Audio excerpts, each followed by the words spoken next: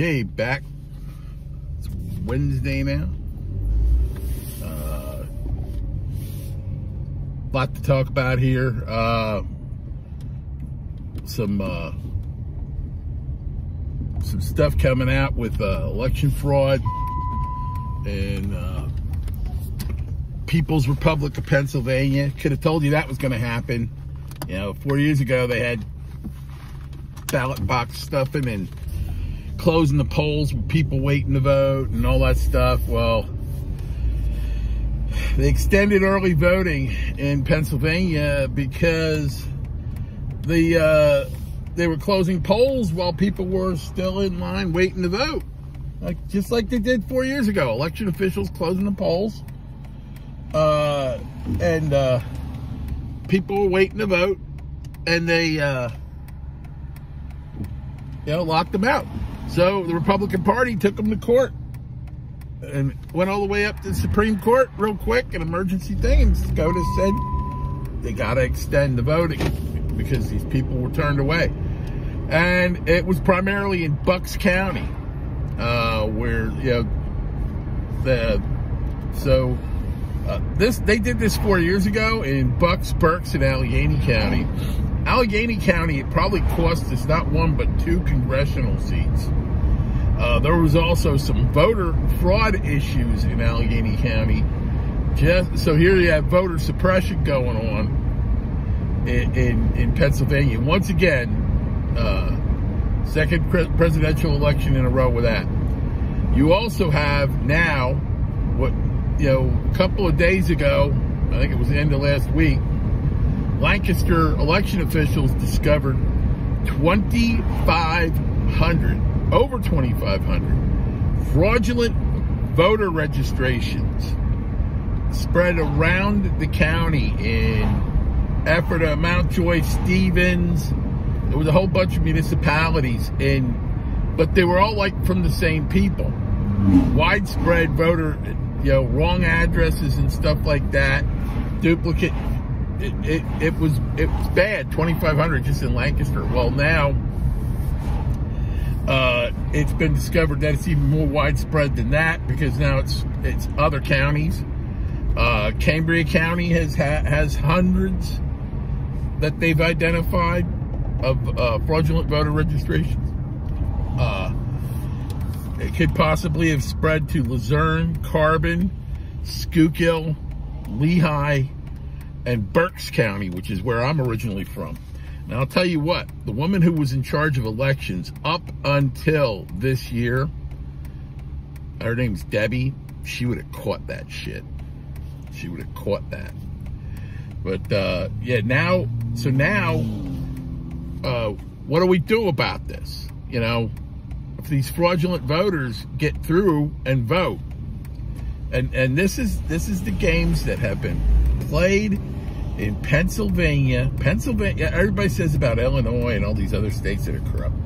Pennsylvania is the most corrupt state. Well, it's a commonwealth. Yeah, we know that. But it's the most corrupt one in America. I mean,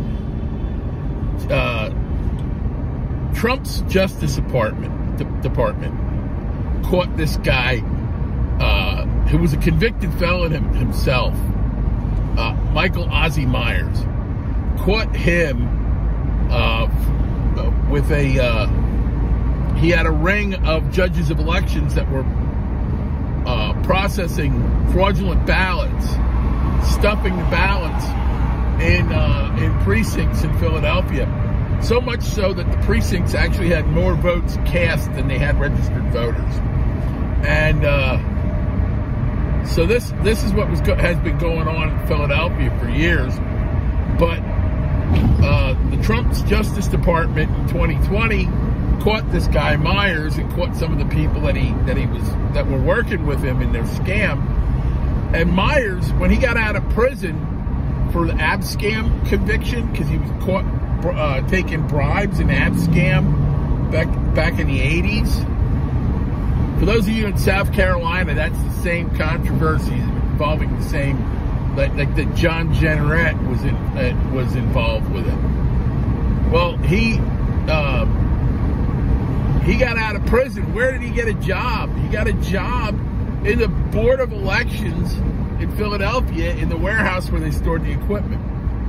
And this guy's a convicted felon that can't vote, and he's in charge of voting equipment.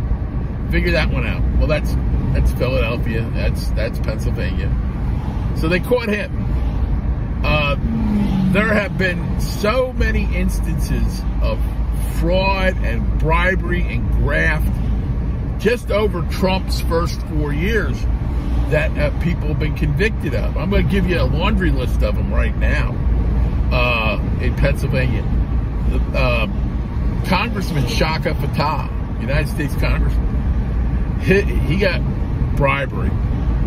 His son, Shaka Fatah Jr., who was the head of the Philadelphia School Board, bribery, larceny, all this stuff.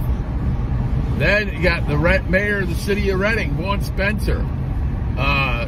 He got nailed for bribery and money laundering with campaign finances. He was running campaign finances through unions to launder the money to stick in his pocket. Same with Ed Pawlowski, the mayor of Allentown. Scranton's mayor was involved in that scheme. Then you had the president of Reading City Council took bribes from Spencer, and so did his wife, who was the president of the Reading School Board. These were all people that were convicted by the Trump's Justice Department.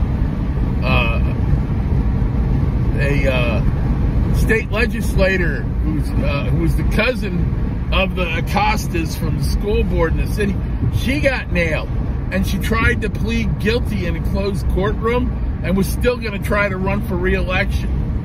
You know, the state Supreme Court had to have her removed from office because she refused to resign. You had the Philadelphia sheriff, the Philadelphia district attorney, several city councilmen in Philadelphia, all corruption, all bribes.